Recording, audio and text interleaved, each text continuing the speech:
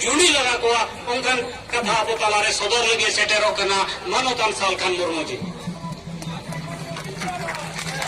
जिंदाबाद जिंदाबाद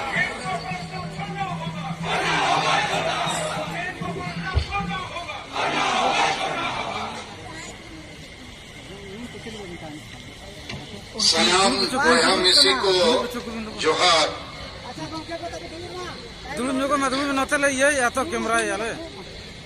उपस्थित भाइयों और बहनों सबको जोहार प्रणाम।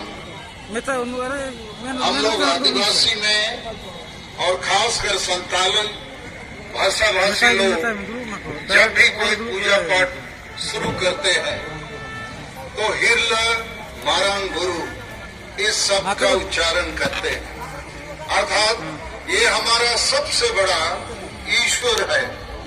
आज मारंग गुरु को बचाने का जो हमारा उद्यम है, इसका मतलब है भारत ने विश्व के आदिवासियों का अस्तित्व, पहचान, हिस्सेदारी को बचाना है। मगर जिस प्रकार जैन वालों ने, जैन धर्मावलंबियों ने हमारे पारसनाथ पहाड़, हमारे ईश्वर को एक प्रकार से हड़प लिया है और उसके खिलाफ पूरे देश में उन्होंने आंदोलन किया और भारत देश की सरकार और राज्य सरकार पर उन्होंने दबाव बनाया है। ये हम आदिवासियों के लिए सही नहीं है। आज की इस सभा में उपस्थित हमारे मंचासीन अतिथिगण और मारंग गुरु सुसर पाइसी के पदाधिकारीगण, आप लोग थोड़ा शांति बनाइए। आप मीडिया मैन, आप लोग भी हल्ला मत कीजिए। सभी लोग माँ बोया और मिसी को माँ इन्या बार कथा अंजोम पे इन देहर घड़ी तो बंद रोड़ा। मैं लंबी भाषण देने नहीं आया हूँ, एक दो मूल बात मैं कहना चाहता हूँ। एक नंबर बात है कि हम जो आदिवासी हैं और खासकर संताल समुदाय के लोग, जब भी हम कोई पूजा अर्चना करते हैं, शुरू करते हैं, तो हिरल मारंग गुरु बोलते हैं। अर्थात हमारा जो ईश्वर है ये पारसनाथ पहाड़ है और आज इस पारसनाथ पहाड़ पर जैन वालों का कब्जा और उनको ये कब्जा दिया जा रहा है। तो हमारे लिए ये संकट का मामला है और मारंग गुरु को बचाना अर्थात भारत ही नहीं, दुनिया के आदिवासियों को बचाने जैसी बात है। ये हमारे अस्तित्व, पहचान और हिस्सेदारी को बचाने की मामला है। मगर जब भी हम इसको बचाने की बात करेंगे तो हमें हमारे दोस्त और दुश्मन की पहचान करनी होगी, क्योंकि इस समय जो तथ्य सामने आया है, भारत सरकार और राज्य सरकार खुद पारसनाथ पहाड़ जो हमारा ईश्वर है, इसको इन्होंने बिना आदिवासियों के साथ सलाह मशूरा किए, बिना हमारी भावना को, हमारे ईश्वर को इज्जत दिए हुए हमसे छीनकर किसी और को देने का काम किया है। तो पारसनाथ पहाड़ ये हमारा मारंग गुरु यदि हिंदू लोगों के लिए राम मंदिर है, मुसलमान के लिए मक्का मदीना है, या ईसाइयों के लिए रोम का पोप है, उसका मंदिर है, तो ये भी हम आदिवासियों के लिए उससे कम नहीं है। और इसलिए हम इसके लिए लड़ेंगे, आखिरी दम तक लड़ेंगे और इसको बचाएंगे, नहीं तो हम आदिवासियों का अस्तित्व मिट सकता है।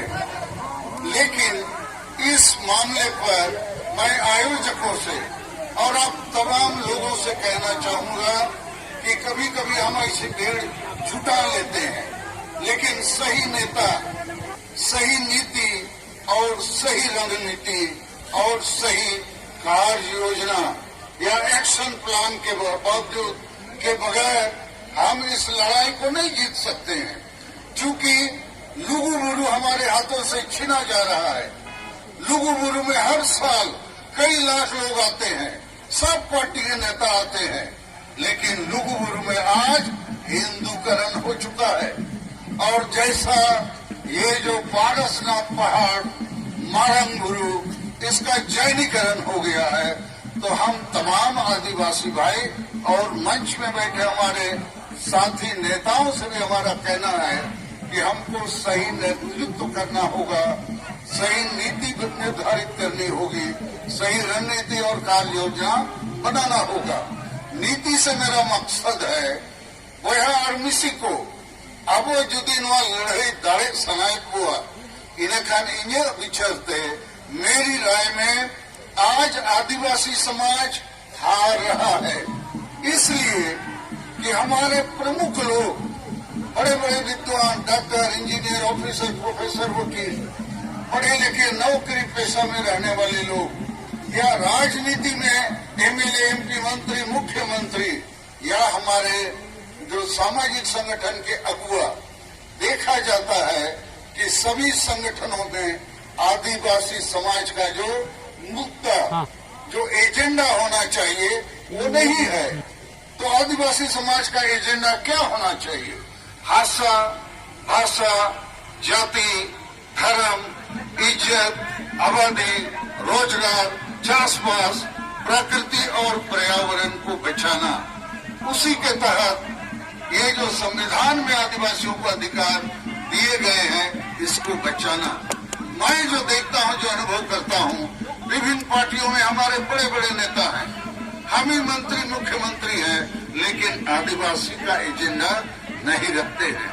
और इसलिए चुनाव आते हैं, कोई ना कोई पार्टी जीतता है, लेकिन आदिवासी समाज हारता है, क्योंकि हमारे बीच में ये एजेंडा के रूप में भाषा, जाति, धर्म आदि नहीं रहता है। दूसरी बात, हम बृहद एकता की परिकल्पना नहीं रखते हैं। छोटे छोटे संगठन अपने अपने बीच में लड़ते हैं, अपने अपने कोशिश करते हैं, लेकिन हमको बड़ी कोई चीज हासिल करनी होगी तो बड़ी एकता का परिकल्पना और प्रैक्टिस भी हमको करना होगा।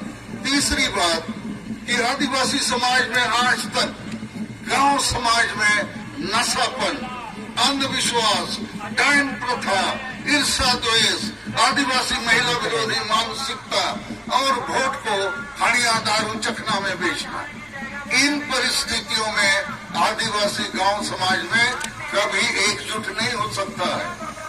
और यदि एकजुट नहीं होगा तो बड़ी लड़ाइयां जो जल जंगल जमीन या मारंगुरु बचाना, लुगुबुरु बचाना, ये नहीं कर सकता है। ये जैन वाले लोग राष्ट्रीय स्तर पर इस आंदोलन को खड़ा किए और भारत सरकार और राज्य सरकार को इन्होंने दबाव में डाला और आखिर दोनों दबाव में खड़े और लिख के दे दिया कि पारसनाथ पहाड़ जैन वालों का है। अरे इस पहाड़ में आदिवासियों का प्रथम हक है, अभी भी हक है। जैसे आप लोगों ने सुना कि रिकॉर्ड ऑफ राइट्स में प्रीवी काउंसिल में आदिवासियों के पक्ष में फैसला हुआ है। तो मेरा सुझाव भारत सरकार, राज्य सरकार को यही है, आप अविलंब बातचीत शुरू कीजिए और सच्चे आदिवासी जो प्रतिनिधि हैं, ये जो यहाँ सिकंदर हेम्ब्रोम है, ननको टुडू है, बुधन हेम्ब्रोम है, ये वाईसी के सभापति, उपाध्यक्ष और सचिव हैं, इनसे आप बात कीजिए और फैसला लीजिए। हम पारसनाथ पहाड़ के फर्स्ट पार्टी हैं, हमारा प्रथम अधिकार है, आप हमको क्यों निगलेक्ट करना चाहते हैं? ये हमारे साथ हमारे धर्म का, न्याय का, अधिकार के खिलाफ फैसला है। तो हमारा सुझाव है, इस टेंशन को यदि आप समाधान करना चाहते हैं शांतिपूर्ण तरीके से, तो आदिवासियों को आगे रखिए। और इस मामले पर मैं दुख के साथ कहना चाहूंगा, ये जो हेमंत सोरेन साहब की सरकार है, ये संतान है, आदिवासी हैं, इनको तो कम से कम मारंगुरु, पारसनाथ पहाड़, चूक जाहिर के बारे में जानकारी होनी चाहिए। और यहाँ जो वक्ताओं ने कहा कि स्थानीय जेवीएम का एमएलए इस आंदोलन को तोड़ना चाहता है, बदनाम करना चाहता है, मुझे लगता है ये अच्छी बात नहीं है। और मैं आप आदिवासी भाइयों से भी कहना चाहता हूँ, ये मामला ये गिरिडीह जिला का नहीं है, ये मामला राष्ट्रीय और अंतर्राष्ट्रीय है, पूरे भारत और दुनिया के आदिवासियों का मामला है। इसलिए हम लोगों को इस आंदोलन को अंतर्राष्ट्रीय फलक तक ले जाने की कोशिश करनी चाहिए। अब मैं एक दो बात आदिवासी सहयोग अभियान का कहना चाहता हूँ। झारखंड और अन्य अनेक राज्यों में भारत के भीतर हमें जो संवैधानिक अधिकार मिलनी चाहिए, आज तक नहीं मिला। उदाहरण के लिए हमारा पूरे भारत देश में हम आदिवासियों के साथ संविधान कानून होने के बावजूद न्याय नहीं मिला और इसलिए राष्ट्रीय फलक पर आदिवासी सहयोग अभियान ने 1 जनवरी दुमका से राष्ट्रीय आदिवासी विद्रोह या क्रांति का बिगुल फूंका है। हमने कम से कम 5 मुद्दे रखे हैं जो आदिवासी समाज को फिर से पुनर्जीवित करेगा। पहला मुद्दा है, हर हाल में 2023 साल में हम सरना धर्म कोड लेकर आएंगे और इसलिए ले सकेंगे कि भारत के संविधान में इसकी व्यवस्था है। और आज हमारी महामहिम राष्ट्रपति द्रौपदी मुर्मू जी हैं, जिससे हमारे ताल्लुकात हैं और हम ये सरना धर्म कोड निश्चित लेंगे। चूंकि मारंगुरु, लुगुबुरु, टीरबुरु या और भी जो पर्वतों में हमारे देवता हैं, उनका धर्म क्या होगा। तो आज हम दुर्भाग्य की बात है इस देश में कि 75 वर्ष हो गए हमें हमारा धार्मिक मान्यता नहीं दिया गया है, जबकि ये संविधान के अनुच्छेद 25 में है। दूसरा मुद्दा हमारा है कि झारखंड एक आदिवासी राज्य के रूप में बना था बिरसा मुंडा के जन्मदिन पर। हमारे शहीदों का सपना है अबुआ दिसुमरे अबुआ राज, मतलब आदिवासी राज। तो यहाँ इसका गड़बड़ी इसलिए हुआ है कि झारखंड में संविधान और कानून लागू नहीं है। दुर्भाग्य से आदिवासी ही मुख्यमंत्री बने जिस पार्टी से भी, लेकिन संविधान कानून को यहाँ लागू नहीं किया गया। तीसरा हमारा मुद्दा है कि झारखंड में सबसे बड़ी आदिवासी भाषा संताली भाषा को प्रथम राजभाषा का दर्जा मिलना चाहिए। चौथी हमारी मांग है, आसाम अंडमान में हमारे आदिवासी अभी तक एसटी नहीं बने हैं। और पांचवा मांग है कि हमारा जो ट्राइबल सेल्फ रूल सिस्टम है उसमें डेमोक्रेसी और संविधान को लागू किया जाए, अनिवार्य सुधार लाए जाएं। और मारंगुरु के लिए हम लोगों ने फैसला किया है कि 17 जनवरी को 5 राज्य के 50 जिले मुख्यालय में हम बड़ा धरना प्रदर्शन करेंगे और राष्ट्रपति को ज्ञापन देंगे। और 30 जनवरी को 5 प्रदेश के सभी जिले मुख्यालयों में मसाइल जुलूस हम निकालेंगे कि मारंगुरु और जो आदिवासियों के दूसरे अहम मुद्दे हैं उसके लिए भारत सरकार ध्यान दे।